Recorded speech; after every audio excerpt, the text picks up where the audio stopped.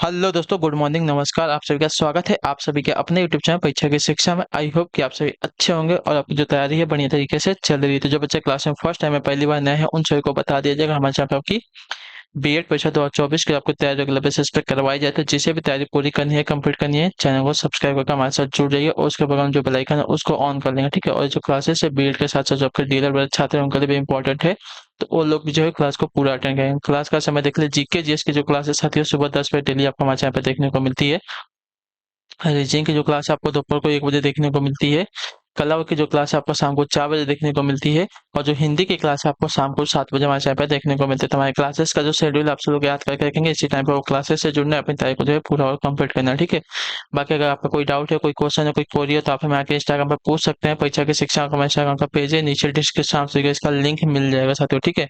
तो फटाफट जाके आप हमें वहाँ पे फॉलो कर लीजिए। बाकी पीडीएफ और नोट्स के लिए हमारे टेलीग्राम का जो चैनल है उसको ज्वाइन कर लीजिए। परीक्षा की शिक्षा का नीचे डिस्क्रिप्शन में इसका लिंक मिल जाएगा साथियों। तो आप जाके हमें वहाँ पे क्या कीजिए, फॉलो कर लीजिए, ठीक है। सॉरी, चैनल को ज्वाइन कर लीजिए। यहाँ पे क्या है, डेली बेसिस पे आपको जो क्लास का अपडेट है वो दिया जाता है और जो आपका एग्जाम का अपडेट है वो भी आपको यहाँ पे बता दिया जाएगा जैसे ही कुछ आएगा। तो आप लोग यहाँ पे जुड़े रहिए, ठीक है। डिस्क्रिप्शन में दोनों का आपको लिंक मिल जाएगा, ठीक है। बाकी जिसने अभी तक फॉर्म नहीं भरा यूपी बीएड वाले, जाके फॉर्म भर लीजिए ये महीने के एंड तक। आज 24 तारीख हो गई है, 31 तारीख तक जो है फॉर्म भरा जाने वाला है, तो जाके फॉर्म भर लीजिए, ठीक है। और जो आपका क्या बोलते हैं, बिहार वाले हैं, उनका भी फॉर्म जो है अगले महीने तक 9 तारीख तक आ जाएगा, ठीक है। और बाकी स्टेट का भी फॉर्म जो है आगे पीछे करके आने वाला है। तो आप लोग जो है अपना सब डॉक्यूमेंट्स रेडी रेडी रखेंगे फॉर्म भरने के लिए, ठीक है। तो चलिए क्लास स्टार्ट करें। ध्यान से क्वेश्चन को देख के उत्तर देने की कोशिश करेंगे, सही सही उत्तर क्या हो जाएगा, ठीक है। चलिए पहला क्वेश्चन देखें क्या देगा, ध्यान से देखिएगा, बताइएगा सही उत्तर क्या हो जाएगा। आज की जो क्लास होगी मैं आपकी छोटी रखने वाला हूँ, आज और कल की क्लास। उसके बाद देखेंगे क्लास का क्या रिस्पॉन्स है। उसके बाद परसों से जो आपकी क्लास वापस नॉर्मल कर दी जाएगी, ठीक है। भारत के संविधान के मूल दस्तावेज को किसके द्वारा हाथ से लिखा गया था, बताइए। भारत के संविधान के मूल दस्तावेज को जो है किसके द्वारा हाथ से लिखा गया था, इसका सही उत्तर क्या हो जाएगा। तो आपका यहाँ पे राइट आंसर हो जाता है प्रेम बिहारी नारायण राय यादव। जो आपका दिया गया यहाँ पे सी वाला विकल्प आपका सही उत्तर हो जाएगा, ठीक। ठीक है। भारत के संविधान के मूल दस्तावेज को प्रेम बिहारी नारायण राय यादव द्वारा हाथों से लिखा गया था, ठीक है। भारत का संविधान 26 नवंबर 1949 को जो है अपनाया गया था। संविधान निर्माण से संबंधित विभिन्न कार्यों को करने के लिए कई समितियां गठित हुई थी, जिसमें प्रारूप समिति के अध्यक्ष आपके डॉक्टर भीमराव अम्बेडकर थे, ठीक है। क्लियर है। अगला क्वेश्चन देखिए, आपका दूसरा नंबर क्या देगा, ध्यान से देखिएगा, बताइएगा सही उत्तर क्या हो जाएगा। विटामिन बी 7 का रासायनिक नाम क्या होता है, बताइए। विटामिन बी 7 का रासायनिक नाम क्या है यहाँ पे। तो विटामिन बी 7 का रासायनिक नाम आपका जो दिया गया ऑप्शन नंबर बी बायोटीन होता है, जो आपका दिया गया यहाँ पे पी वाला विकल्प आपका राइट आंसर होगा, ठीक है। यह आपका जल में घुलनशील है तथा इसकी कमी के कारण आपका त्वचा संबंधी रोग हो जाते हैं, ठीक है। यह मुख्य रूप से यकृत, मांस, अंडा तथा दूध में जो है पाया जाता है, ठीक है। क्लियर से होगा इसके बारे में। चलिए अगला क्वेश्चन देखते हैं, आपका तीसरा नंबर, ध्यान से देखिएगा, बताइएगा सही उत्तर का। हॉकी के दिग्गज मेजर ध्यानचंद का जो जन्म है कहाँ पर हुआ था, कानपुर में, लखनऊ में, मेरठ में या इलाहाबाद में।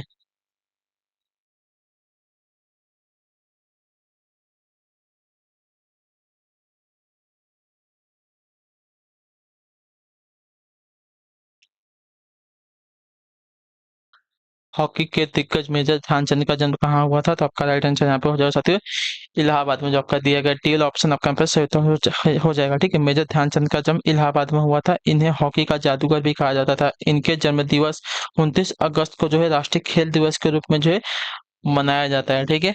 क्लियर सभी को। मेजर ध्यानचंद का जन्म कहाँ हुआ था, इनका जन्म कब हुआ था और इनके जन्म दिवस पर जो है किस रूप में मनाया जाता है। तो इनका जन्म आपका इलाहाबाद में हुआ था और इनका जन्म आपका 29 अगस्त को हुआ था और इनके जन्मदिन के उपलक्ष्य में जो है राष्ट्रीय खेल दिवस के रूप में मनाया जाता है, ठीक है, 29 अगस्त को। अगला क्वेश्चन देखिए, आपका चौथा नंबर प्रश्न, ध्यान से देखिएगा, बताइएगा राइट आंसर क्या होगा। मुंशी प्रेमचंद का जन्म कहाँ हुआ था, हमसे पूछा, ठीक है। कानपुर में, आरामपुर में, गाजियाबाद में या वाराणसी में, बताइए। मुंशी प्रेमचंद का जो जन्म है कहाँ पर हुआ था, इसका सही उत्तर क्या होगा, साथ ही बताने की कोशिश करेंगे। तो देखिए, मुंशी प्रेमचंद के जन्म की बात करेंगे तो मुंशी प्रेमचंद का जन्म आपका वाराणसी के लहमी नामक गांव में हुआ था। ठीक है, वाराणसी के लहमी नामक गांव में हुआ था, जो आपका दिया गया यहाँ पर डी वाला विकल्प आपका सही उत्तर है। और इनका मूल नाम क्या था, तो इनका मूल नाम जो था आपका धनपत राय था। ठीक है, ये आपके हिंदी एवं उर्दू के महानतम भारतीय लेखकों में से एक हैं। ठीक है, गोदान, सेवा सदन, गबन, कर्मभूमि आदि इनकी प्रमुख रचनाएं हैं। ठीक है, क्लियर हो गया इसके बारे में। चलिए अगला क्वेश्चन देखिए, 5वां नंबर, ध्यान से देखिएगा, उत्तर देने की कोशिश कीजिएगा। राइट आंसर का निम्नलिखित में से कौन सा जो है उत्तर प्रदेश का सबसे पुराना विश्वविद्यालय, बताइए। अलीगढ़ मुस्लिम विश्वविद्यालय, बनारस हिंदू विश्वविद्यालय, महात्मा गांधी काशी विद्यापीठ या इलाहाबाद केंद्रीय विश्वविद्यालय। तो देखिए, जो आपका दिया गया है डी वाला विकल्प इलाहाबाद केंद्रीय विश्वविद्यालय आपका उत्तर प्रदेश का सबसे पुराना विश्वविद्यालय है। ठीक है, याद रखिएगा। क्लियर होगा इसके बारे में। इसकी अपना स्थापना हुई थी 1887 ईस्वी में। ठीक है, क्लियर है। इसे वर्ष 2016 में जो आपका किसका, तो केंद्रीय विश्वविद्यालय का दर्जा दिया गया था। ठीक है, बनारस हिंदू विश्वविद्यालय की स्थापना आपकी 1916 ईस्वी में हुई थी। ठीक है, क्लियर है। अलीगढ़ विश्वविद्यालय की स्थापना आपकी वर्ष 1920 में हुई थी। और महात्मा गांधी काशी विद्यापीठ की स्थापना की बात की जाएगी तो आपकी 1921 ईस्वी में हुई थी। ठीक है, क्लियर सबको इसके बारे में। चलिए अगले क्वेश्चन पर आपका देखें, 6वां नंबर, बताने की कोशिश करेंगे। सतो उत्तर प्रदेश के किस शहर को जो है पूर्व का ग्रास के नाम से जो है जनपदी, उत्तर प्रदेश के किस शहर को जो है पूर्व का ग्रास के नाम से जो है जाना जाता है, इसका सही उत्तर क्या हो जाए, तो देखिए, उत्तर प्रदेश के आपके कौन से शहर को, तो कन्नौज शहर को। ठीक है, जो आपका दिया गया डी वाला विकल्प आपका राइट आंसर। ठीक है, उत्तर प्रदेश के कन्नौज शहर को जो है पूर्व का ग्रास कहा जाता है। यह शहर जो है हर्षवर्धन के समय से काफी प्रसिद्ध हुआ था। वर्तमान में यह जो है इत्र निर्माण के लिए पूरे देश में जो है प्रसिद्ध है। ठीक है, क्लियर है। कन्नौज में आपका इत्र निर्माण होता है। ठीक है, इतना याद रखिएगा। अगला क्वेश्चन देखिए आपका 7वां नंबर, बताने की कोशिश करेंगे संयुक्त का किस पड़ोसी देश को, ठीक है, किस पड़ोसी देश को जो है land of the thunder dragon कहा जाता है, बताइए। किस पड़ोसी देश को जो है land of the thunder dragon कहा जाता है, बर्मा को, नेपाल को, बांग्लादेश को या भूटान को। देखिए, आपका जो आंसर हो जाएगा भूटान को, जो आपका डीला विकल्प देगा आपका यहाँ पे राइट आंसर। ठीक है, भूटान को जो है land of the thunder dragon अथवा ड्रैक्यूल के रूप में जो है जाना जाता है। ठीक है, यह भूटान का राष्ट्रीय प्रतीक है, जो इसके राष्ट्रीय ध्वज पर भी अंकित है। ठीक है, क्लियर हो गया इसके बारे में। चलिए अगला क्वेश्चन देखिए आपका 8वां नंबर, बताइएगा राइट आंसर क्या हो जाएगा। सीकर तकनीक के साथ भारत की क्रूज मिसाइल कौन सी, बताइए। सीकर तकनीक के साथ भारत की क्रूज मिसाइल कौन सी है, तो देखिए, यहाँ पे पृथ्वी है, गरुड़ है, ब्रह्मोस है और नारायण है। कौन सी हो जाएगी, तो देखिए, शिखर तकनीक के साथ भारत की क्रूज मिसाइल आपकी ब्रह्मोस हो जाएगी, जो आपका दिया गया सी ऑप्शन आपका पे राइट आंसर। ठीक है, ब्रह्मोस एक आपकी सुपरसोनिक क्रूज मिसाइल है, या जो शिखर तकनीक पर आधारित है। ठीक है, इसे पनडुब्बी, पानी के जहाज से, विमान से या जमीन से भी जो है छोड़ा जा सकता है। इसका निर्माण जो है रूस की एनपीओ मशीनों स्ट्रोनियो तथा भारत के रक्षा अनुसंधान एवं विकास संगठन ने जो है संयुक्त रूप से इसका जो है निर्माण किया है। ठीक है, क्लियर है। अगला क्वेश्चन देखेंगे, 9वां नंबर, बताने की कोशिश करेंगे राइट आंसर क्या हो जाए। भारत में ब्रिटिश शासन का बड़े पैमाने पर विस्तार सहायक संधियों के माध्यम से हुआ, जो गवर्नर जनरल किसके शासनकाल में शुरू की गई थी, बताइए। भारत में ब्रिटिश शासन का बड़े पैमाने पर विस्तार जो है सहायक संधियों के माध्यम से हुआ, जो गवर्नर जनरल किसके शासनकाल में शुरू की गई थी, तो देखिए, आपका राइट आंसर हो जाएगा साथियों लॉर्ड वेलेजली की, जो आपका सी वाला विकल्प देगा आपका सही उत्तर हो जाएगा। ठीक है, क्लियर हो गया इसके बारे में। भारत में ब्रिटिश शासन का बड़े पैमाने पर विस्तार जो है आपका सहायक संधियों के माध्यम से हुआ। सहायक संधि जो आपका लॉर्ड वेलेजली के शासनकाल में आरंभ हुई थी। ठीक है, हैदराबाद सहायक संधि का स्वीकार करने वाला का प्रथम राज्य था। ठीक है, इतना याद रखिएगा। ठीक, चलिए अगला क्वेश्चन देखें आपका 10वां नंबर, बताइएगा राइट आंसर का। गुरु गोविंद सिंह की मृत्यु के बाद गुरु की संस्था जो है समाप्त हो गई और सिखों का नेतृत्व उनके विश्वसनीय शिष्य को जो है सौंप दिया गया था, किसको।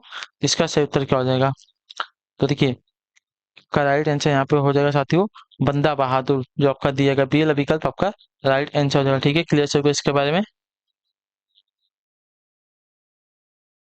क्लियर है। सिखों के 10वें एवं अंतिम गुरु गोविंद सिंह ने 1699 ईस्वी में व्यक्तिगत गुरुत्व गुरुत्व के सिद्धांत को जो है समाप्त कर खालसा पंथ की स्थापना की। ठीक है, इनकी मृत्यु के बाद जो है आपका बंदा बहादुर ने सिखों का नेतृत्व किया था। ठीक है, क्लियर से होगा इसके बारे में।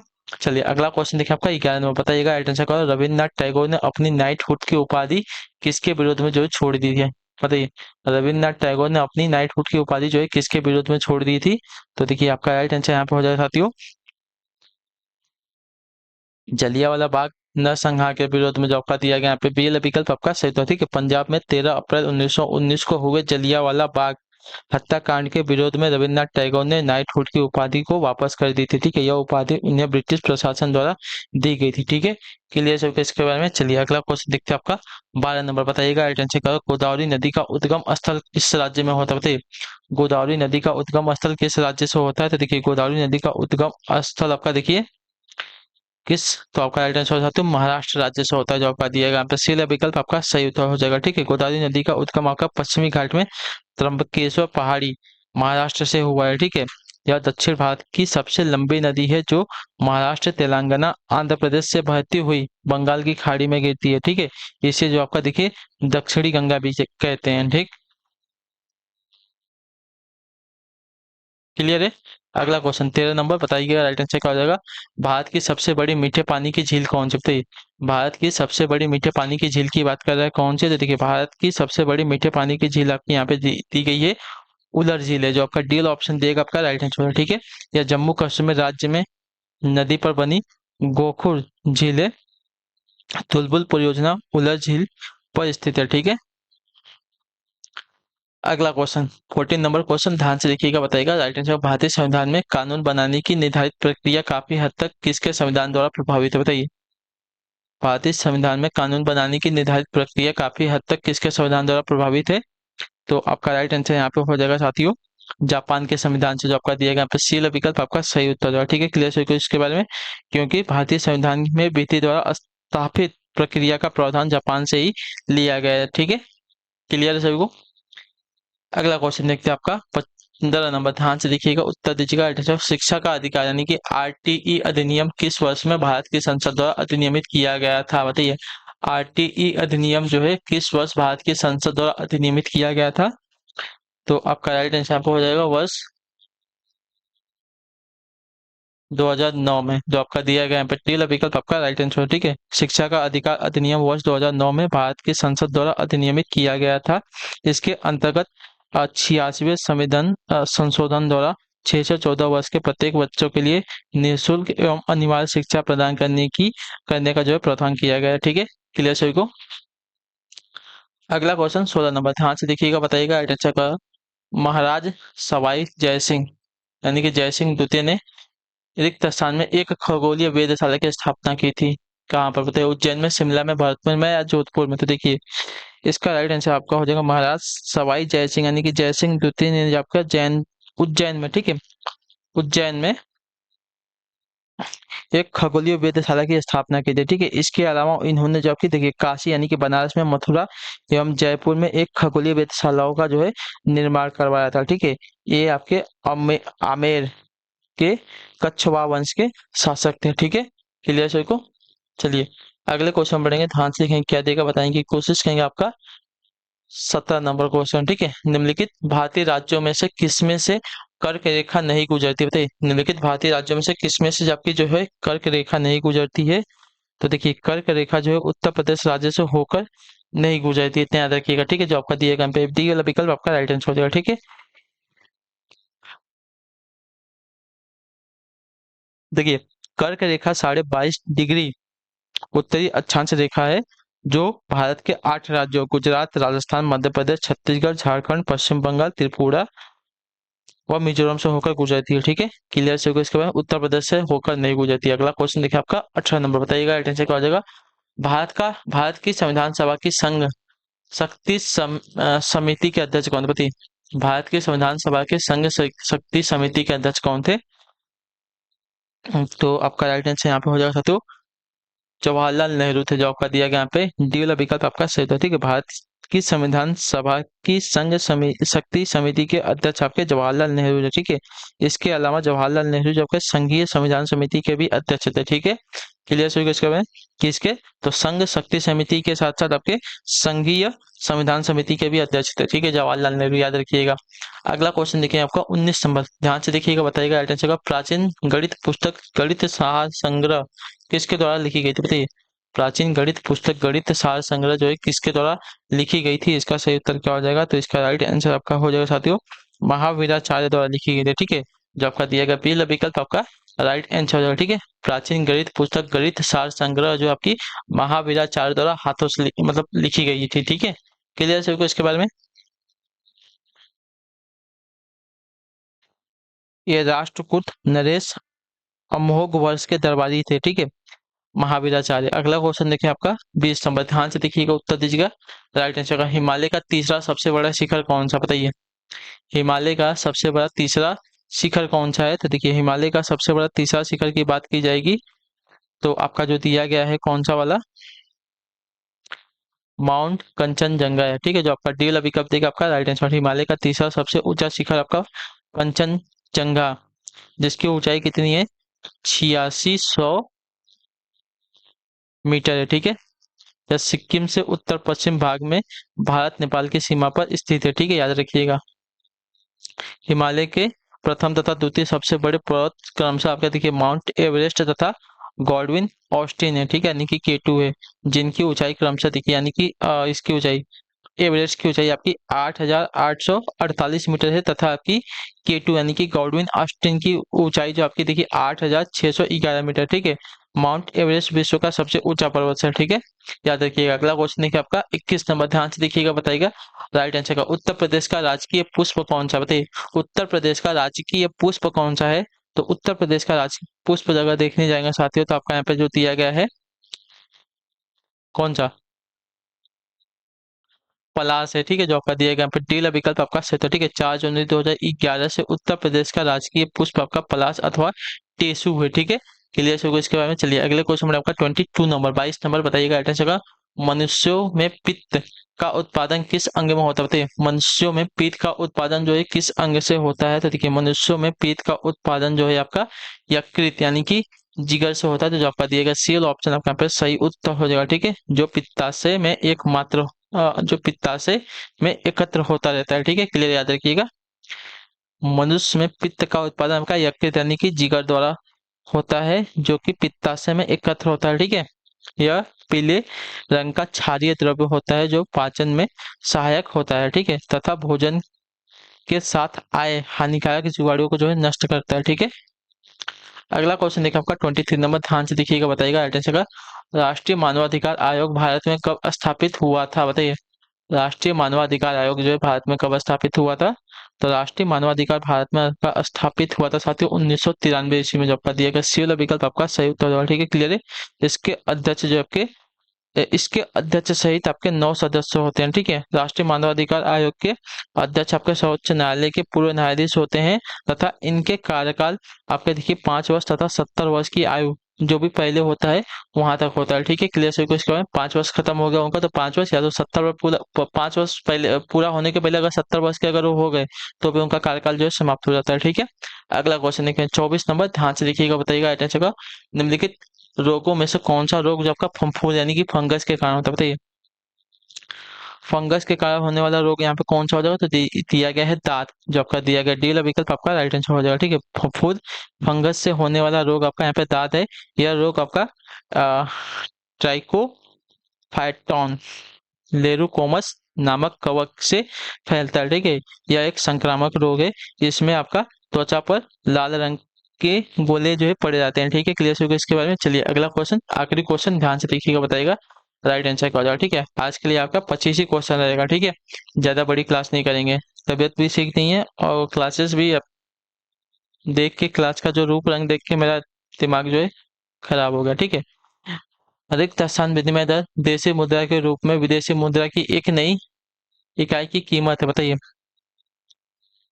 रिक्त स्थान विनिमय दर जो है देशी मुद्रा के रूप में विदेशी मुद्रा की एक इकाई की कीमत है क्या, तो आपका यहाँ पे दिया गया यहाँ पे सांकेतिक विनिमय दर जो आपका दिया गया यहाँ पे बी विकल्प आपका सही उत्तर है। ठीक है, सांकेतिक विनिमय दर जो है देशी मुद्रा के रूप में विदेशी मुद्रा की एक इकाई की कीमत है। ठीक है, क्लियर सभी को इसके बारे में? क्लियर सभी को इस यहाँ तक? ठीक। तो आई होप कि आपको जो क्लास है अच्छी लगी है। अच्छी लगी तो क्लास को लाइक कर दीजिएगा, चैनल पे पहले तो चैनल को सब्सक्राइब कर दीजिएगा, और हमें जो है कमेंट में अपनी राय क्लास के बारे में जो दी आपको क्लास कैसी लगी। ठीक है, तो हम आपसे मिलेंगे आपकी अ, अगली क्लास में रीचिंग वाली। तब तक के लिए टाटा बाय बाय, जय हिंद जय भारत। आपसे क्लास से जुड़ने के लिए बहुत बहुत ही धन्यवाद साथियों।